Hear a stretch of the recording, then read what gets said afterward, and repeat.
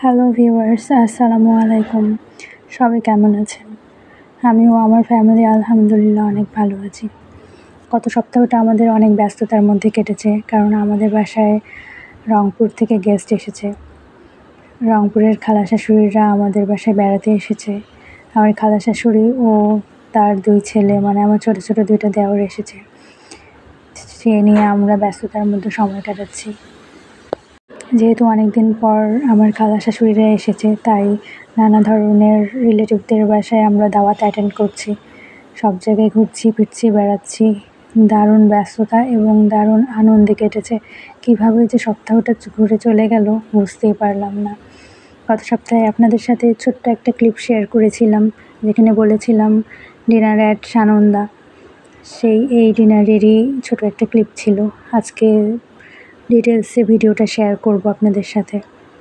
I hope আপনাদের সবার ভালো লাগবে। আমরা আজকে সানন্দায় ডিনার করতে এসেছি।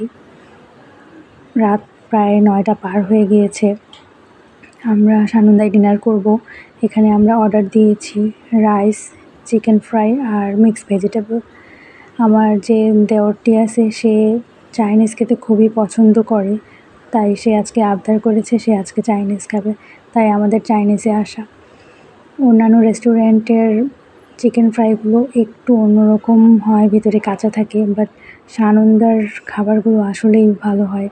এখানে উপরের লেয়ার ভেতরের লেয়ার সম্পূর্ণ ক্রিস্পি হয় এবং রাইসটাও দারুণ টেস্টি হয়, খুবই ভালো লাগে খেতে।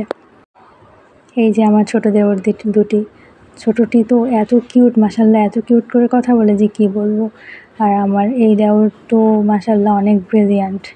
তাদের জন্য সবাই দোয়া করবেন। আর আমাদের যেহেতু ডিনার চলে এসেছে, আমরা ডিনার করব। সানন্দা একটি নামকরা রেস্টুরেন্ট, অনেক আগে থেকে এটা প্রচলিত। এখন নতুন নতুন অনেক রেস্টুরেন্ট হয়ে গেছে, তারপরও সানন্দার খাবারের টেস্ট এখনও সেরকমই রয়ে গেছে। সবাই গিয়ে টেস্ট করতে পারেন, যারা দিনাজপুরে থাকেন বা দিনাজপুরে বেড়াতে আসেন বা আসবেন, তারা অবশ্যই টেস্ট করতে পারেন।